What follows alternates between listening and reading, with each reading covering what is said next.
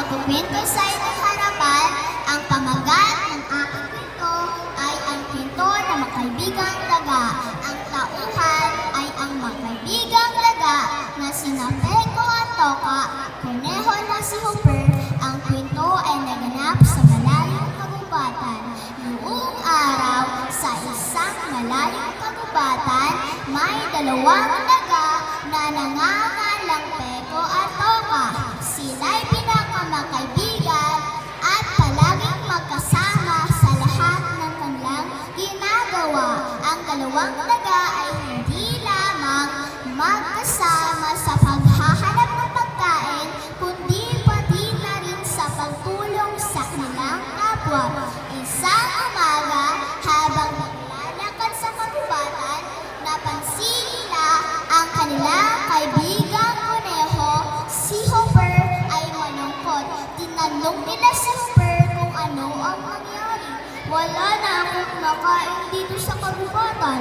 Ubos na ang madamo ng aking kinakain. Sagot ni Hopper na may lungkot sa kanyang mga mata.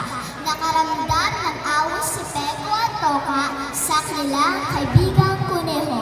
Agad silang nag-usap at nagpasya para tulungan si Hopper sa paghahanap ng takbo sa malayong parte ng kagubatan. Sa pamamagitan sa pagtutulungan at pagkakaisa, natagpuan ng takbo magkaibigan ang isang malaking garden na may punong sariwang damo at mga gulay. Nagbalik ang mga ngiti sa mga labi ni Hopper sa pasasalamat sa tulong ng dalawang daga. Pagkalipas ng ilang araw, may dumating na malakas na bagyo sa kagubatan.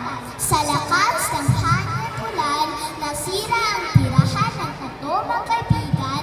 Nang nakaraos sila sa bagyo, naisipan ni Peko at Toka na magtayo ng bagong bahay, hindi lamang para sa kanilang sarili, kundi pati na rin para kay Hopper. Sa tulong ng bawat isa, nagtagumpay silang itayo ang bagong bahay, mas matibay at mas maayos kaysa dati.